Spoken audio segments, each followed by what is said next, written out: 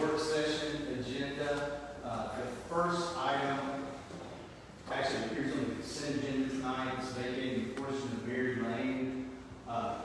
Spire has a concern, but it has been addressed with the savings clause in section 2. Yes, on the consent agenda tonight. Any issue with item 1? Hearing none. Item 2, housekeeping routine, travel reimbursements, which is also on the consent agenda. Any issue with item 2? Okay, now Ms. Phillips, I'll turn it over to you. Item 3, which would be the agreement with East Alabama. Yes, sir. It's just housekeeping. We get 80%, and it's all when we just have to pay that 20%, which came to about $7,000. That's one of the things that we do each and every year with the GS and nothing that they be done. That's something that's anything that's a little hard that needs to be done. So it's something that we do every year. So this is really good. Okay. Any issues dealing with item 3? Okay, item 4, board reappointments.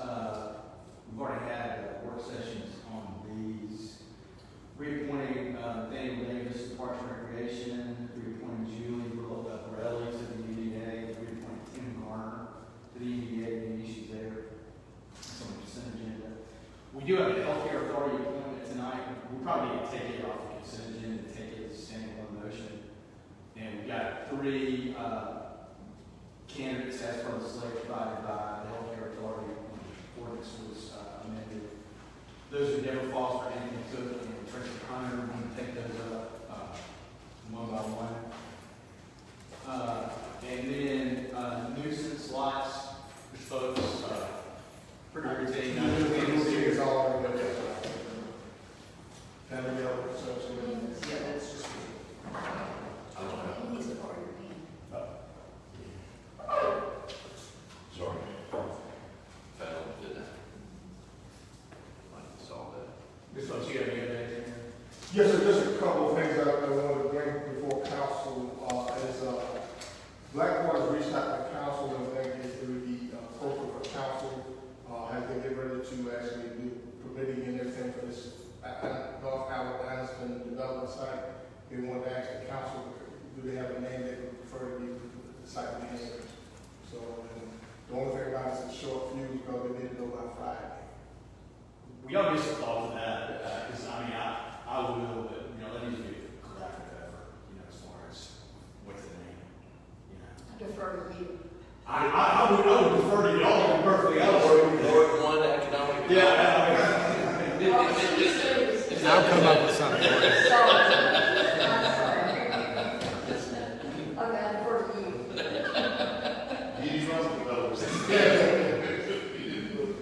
But they don't want to, they want to make sure that the council has the opportunity to feel that's appropriate. So, Well, y'all just have to give us a thought, and then maybe just No. Okay. And then shoot an email. yes, Maybe. keep in mind, we're not over anything, just shoot what you think it is, that's what we're just asking. So it won't be like you're violating anything, but it comes out of just, if you got names, that name, and that's what I'll pass on to. Yes, sir. And the other thing, and you have a little longer for this one, there are going to be 3 new streets in there too. Also street names that you have a cover. But your 3 streets you want to name, there will be 3 new streets that's going to be inside there as well. Oh. Judge, you were mentioning that Bill Robinson, we needed to honor him in some way. Well, I'll talk to y'all about that. I think we'll do that in our next. So it's a different thing. Yes.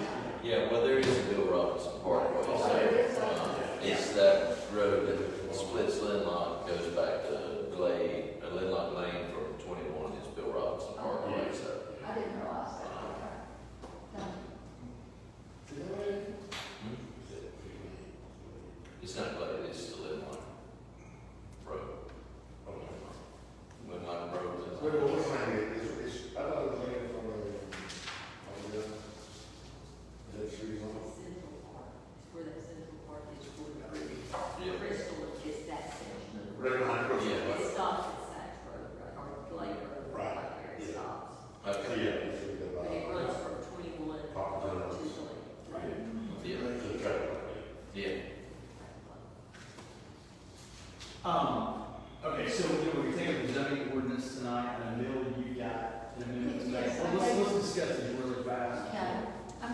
we are having, now this wording was an old zoning ordinance, but it applied to vape shops. And there's been some concern with different people about wanting downtown to be family friendly, and that, you know, that there are age limits on some of these places, obviously. And so anyway, I included all of these issues: no alternative financial institution, medical cannabis dispensary, tattoo parlor, tattoo studio, active vape shop or bar or tavern should be permitted within 500 feet of any dwelling type as per 2.0355, place of worship, school, or public park. And that, you know, that would include places where children, you know, go. So it's your call. Where if y'all want to approve it, fine. If you don't, that's anyway. But I will be making that. Some of that I'm comfortable with, but the financial institutions, I don't think that, you know, the alternative financial institutions, I don't think they belong in our downtown core. The thing that speaks about residents is, look, people that live downtown, they made a choice to live in a commercial district. To provide them with the quality of life that you get in a quiet suburban neighborhood in a downtown area is not something I support. My son lives downtown. He lives with them. If you're going to live downtown, you're choosing to live in a commercial environment. People that are moving downtown aren't moving downtown because they want a nice, quiet place to live. They want to move into a space that's got activity in it. Or if they're not moving into it for that reason, then they're missing the tattoo stuff. Doesn't bother me, quite frankly.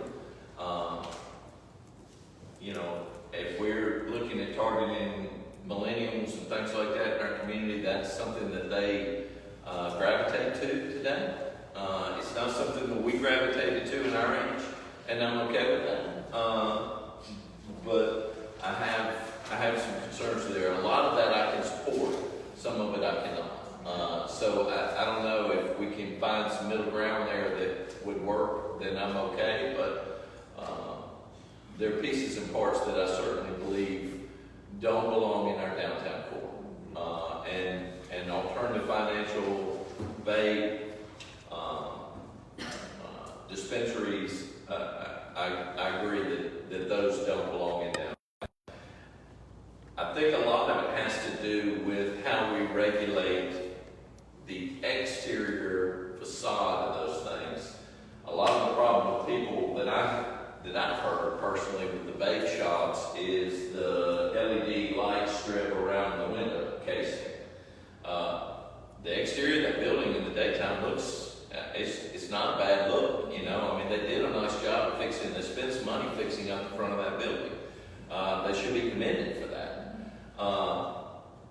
You know, I would rather us spend a little more time and energy addressing things like that, those neon lights. I mean, you can say I don't like those, but I have yet to hear one person complain about Morris Alterations. Now, we all have been going to Morris Alterations for I don't know how long to get our stuff done. That man does an outstanding job. He's got those same lights around his windows. It's funny, I never. Nobody complains about them. They're red instead of white, but it's the same light strip. I mean, so, you know, we're picking and choosing, and we're becoming arbitrary in how we make that decision in that capacity. If we don't want vape shops, let's say we don't want vape shops, but let's not say I don't want vape shops because it's got the LED lights around the windows and that disturbs me because it doesn't manage the historic character, which I agree, it doesn't match the historic character and it probably shouldn't be down there. I would rather us restrict those than restrict the vape shop itself, because it's not like there's bad activity that's going on out in front of that. It's not like there's bad activity that's going on inside that. It's just, you know, it's one of those things. And the tattoo group kind of falls in the same category, in my opinion, as that. The dispensaries, that's different, okay? I mean, I've been in these communities where it's legal and you can smell it, and you can smell it when you walk by. I don't care if the door door's locked or not, but I've seen parents trying to explain to kids what that odor is. In downtown Steamboat Springs, you know, I mean, and they restrict it there, that it can't have a sign on the street, it's gotta be in the basement level of the downtown area, but as soon as you walk by that door, you know what you walk by. And, you know, so they're not good controls for that, so I agree that needs to be on an outlier. The financial institutions, if I could figure out a way to ban, and the alternative financial institutions, if I could figure out a way to ban them all together, I would. I think we've done what we can do legally, but. And that's been the case a lot. Yeah, and it has improved. I think Millie was here too when we did that. We had 19 alternative financial payday loans, whatever you want to call them, in this town. When that started, we're down to what, 11 now? Yeah, I think so. And we're still higher than what the ordinance allows. So if one of them either closes or changes ownership, it goes away. So we've done what we can to manage that.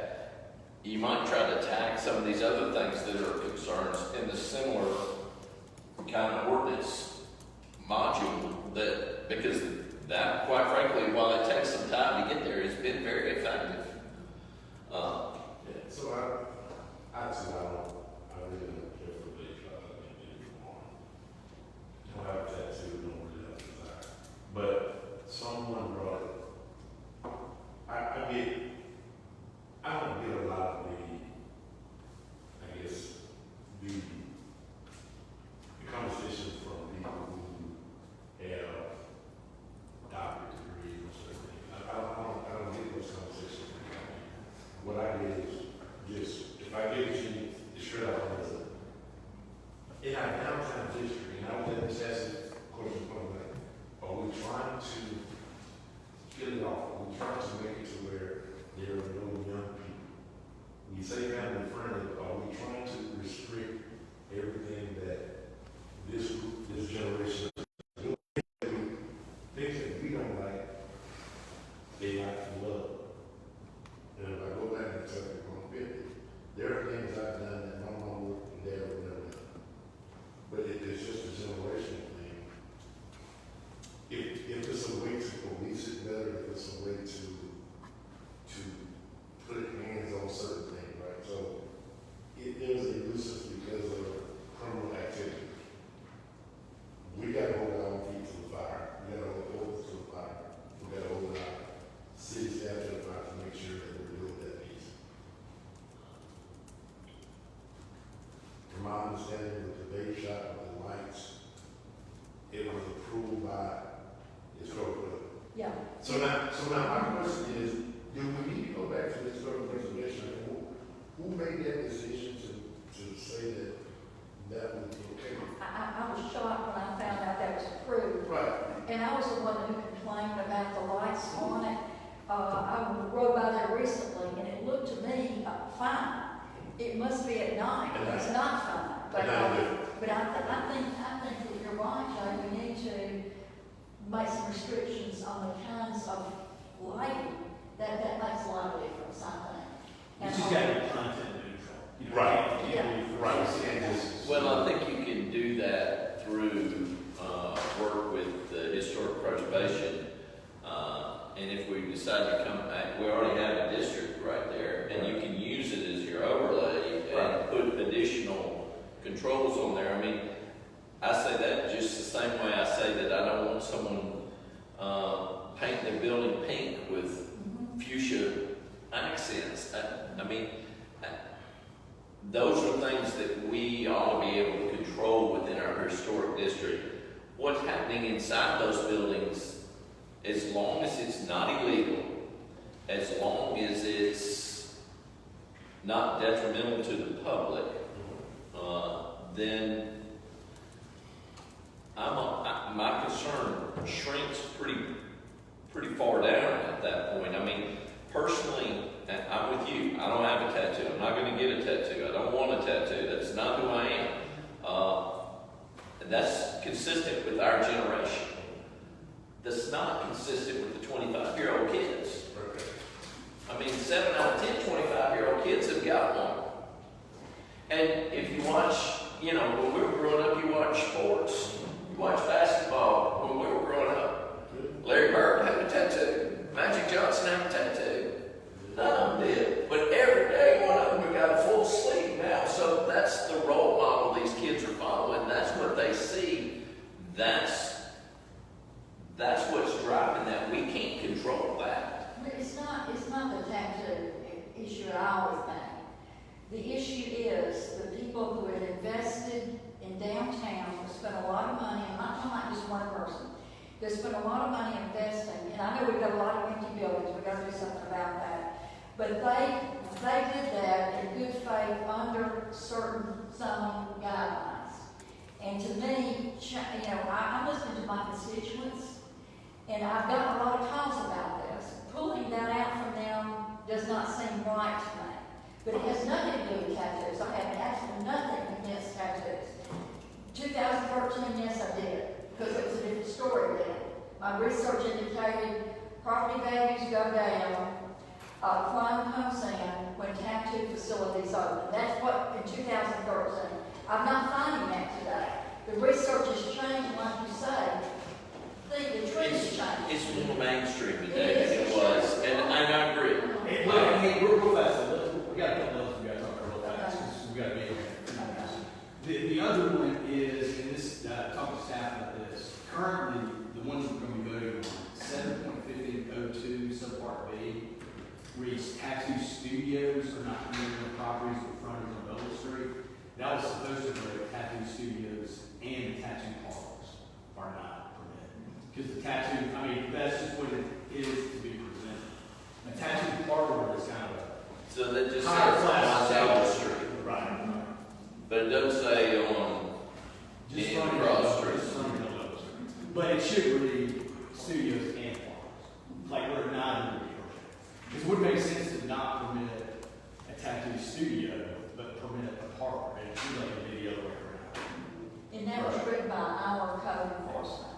That came from them. And that's as it exists now, without a limit, is the one we'll present. Yeah, I'm okay with that. Studio or parlor. I'm okay with that because I'm okay with that. Wait a minute. That's been in there. That's been there. Now that Jason Brown was in that to us a few weeks ago. Is it the full length of Noble Street or is it the historic core of Noble Street? Is there a problem with one on Noble Street on North Anniston or South Anniston? Come on now. It is Noble Street. Yeah, I know. It's ambiguous again. It's not a good writing. Okay, this is what's I'm just saying, that we got to figure out this. So that's what I'm saying. You next to get in, and say it's the same district. So we up there saying that the historic district is really that's always like the only 13. Now, that's what we're considering a historic district or a historic downtown. If we want to put in a downtown, because I have area on Noble Street, on Buffalo, where I love that street. Well, that's what I'm saying, the problem is the big Yeah, like it's 13th. 8th and 14th or something like that. That's where your Right. core of your buildings, it extends that far. Y'all need to make that amendment then? Like, no tattoo studios and tattoo parlors are not permitted on properties with frontage on Noble Street between 8th and 14th. That sounds good. Is that? That is a What's it historic called district. in the historic district? Okay, well, that's. I thought the historic district was 9th through 13th. Am I wrong? The historic district covers a lot more than that. Let's just say 9th The through 13th. entertainment district is that, but the historic district goes down West 15th Street and That's an input on that. Just, I think it would be better if it's just listed as the core district. Okay, in the core district. And we have that word district defined. Yeah, it's defined, it's on the map for the core district, which is your historic district. Okay, all right, let's go. well, if you do it in the core district, you're doing it in there, you're going down all the side streets and I'd rather You're it. talking just Noble Street is what, Noble Street. Noble Street in the core district. Not the size, it's just no. Okay, no street within the core district, Yeah. that makes sense. Yeah. That makes City. All right, so that would be the amendment then. Okay, and then the other one, I provided y'all these in the staff recommendation about residential fences. Y'all look at that. Yeah, I looked at it, Jason gave it to me. I don't disagree with it. I just recognize that there are a lot of ways to build a fence, and it's hard to quantify them all in a document like that. Not everybody can afford to build the fences that are in those pictures.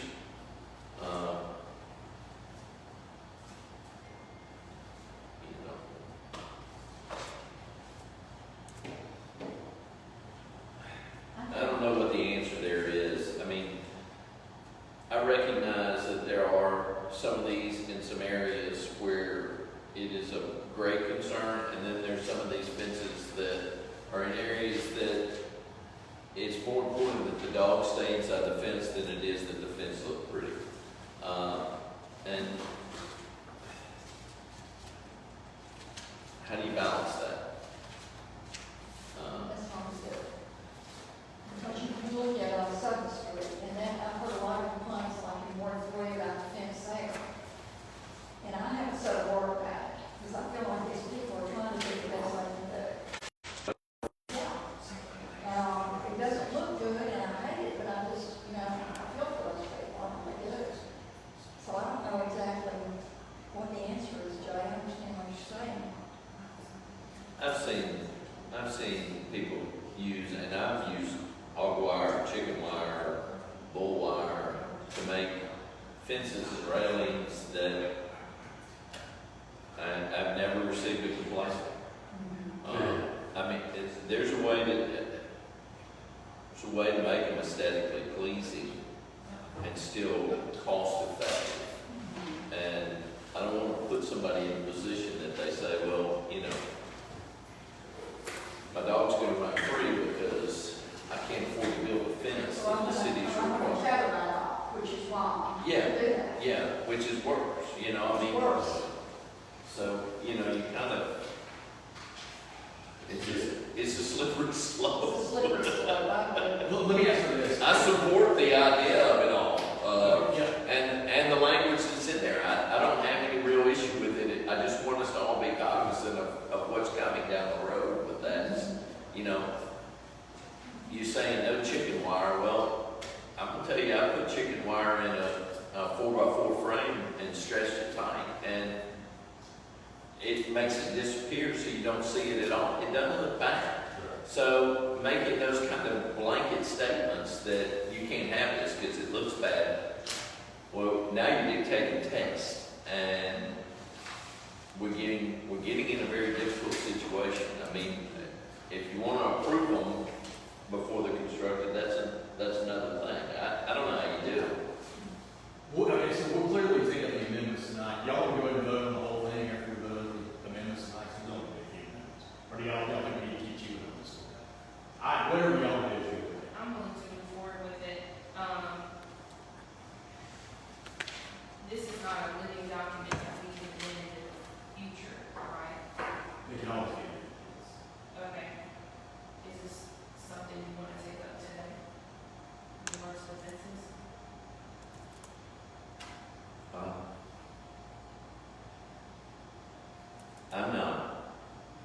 I'm not overly concerned with it. I know where the concern comes from, and I don't disagree. I've seen some of those where they build pallet fences right up against the street, and they're leaning over, and they look like they're gonna fall, and every time the wind blows good and hard, there's somebody out there rebuilding that stuff, and,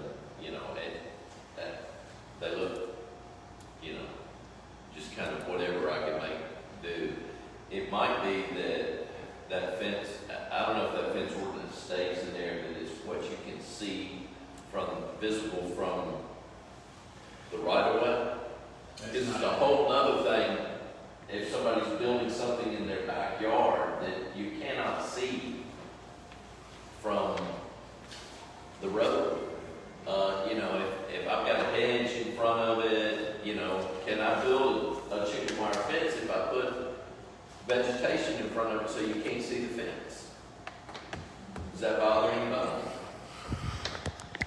mean, you know, I'm good at it, so you saying on the property, saying with street frontage? With road or street frontage? Is there not? yeah. Like, what qualified in that way? Agrees to The only thing is, when you say road or street frontage, we do have a lot of alleyways, you know, so I don't know if that would be considered in there as well. You know, just anything in the front plane, you know, of the property. So if it was a deteriorating condition, or if it was looking the way it would lean over, is that something we could, if seen, that that's something that could be would that be a nuisance, or how would we handle that? It's exterior conditions, the fences are considered accessory structures, so yes, we can require them to fix the fence. Yeah, all right, it's that fun there. Let's say it in German. What you guys hear? We in the Let's say something